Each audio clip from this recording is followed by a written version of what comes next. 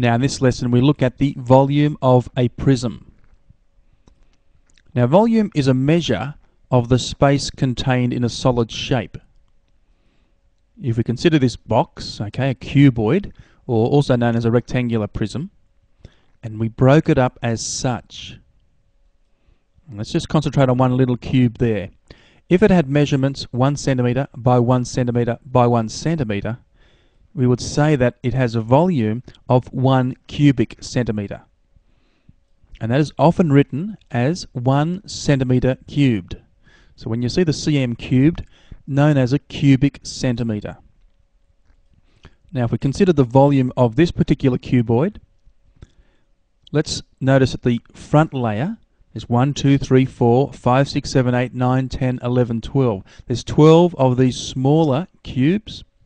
We break it up and we can see that there's another layer there too. So the volume is 2 lots of the 12, and that would be 24. Now because we're dealing with volume, we're going to write the units as centimeters cubed. Alright, cubic centimeters. If they're meters, of course we'll write cubic meters. Now let's consider all of these solids. The volume in each case equals the area times the depth. And for short we can write that as V equals AD. So we have volume equals area times depth. Consider the first shape. That area, if we took slices right through that solid, taking slices right through there, we can see that area keeps on repeating itself right through. So that's how we work out what the area is, and the depth is how far that area has gone through the shape. So that is depth. This particular one, 1, 2, 3, 4, 5 sides up the top. So that is a pentagon. It's a pentagonal prism. If we took slices as such, we can see that that pentagon shape repeats itself right through. And it repeats itself, so there's the area and there is the depth, because that area has repeated itself right through that depth.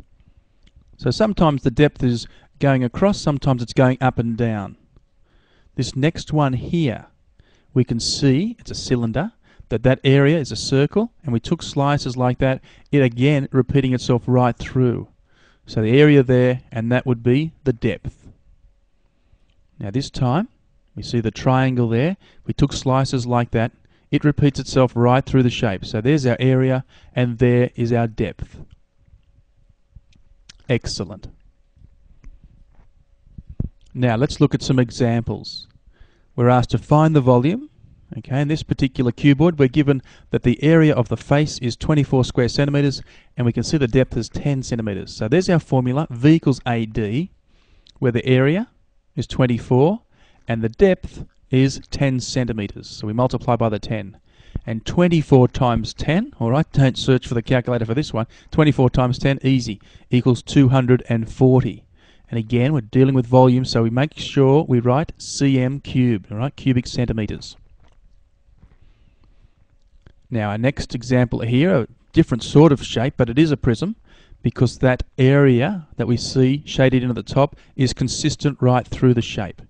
So V equals AD, where A, the area, is 38, and D, the depth, is 8. So let's multiply by that, and we calculate that, works out to be 304 cubic centimeters. Excellent. Example 3 now. We have a cuboid, and this time we're not given what the area is, we're given the 3 dimensions. So volume equals area times depth. V equals AD. Let's concentrate on the area. We can see, we can work out that area of that rectangle.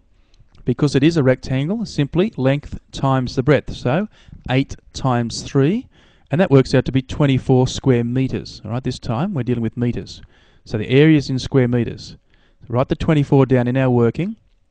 Multiplying now by the depth, which is 5 meters. So we multiply by the 5 and we work that out. Works out to be 120. This time we're dealing with meters, so we write cubic meters. Terrific. A little note before we move on to the next one is that when we have a cuboid or a rectangular prism, all right, remembering a rectangular prism and a cuboid mean the same thing, the volume equals length times breadth times height. So there's another formula there. All that means is we multiply the length times the breadth times the height. So the 3 dimensions, we multiply them out, we get 120 meters cubed as well. Our fourth and final example, we need to find the volume of this triangular prism. Well, V equals AD. The A is the area of that triangle. Now, area of a triangle, of course, is half base times height. So we put our half down, the base times the height, where the base is 4, the height is 6, so let's multiply by those. And half times 4 is 2, 2 times 6 is 12. So our area is 12 square centimeters. So in our working, we put the 12 down. Then we're multiplying by the depth, which is 5 in this case. And 12 times 5 equals 60 cubic centimeters. Excellent. Well, that concludes the lesson. Good luck with your questions.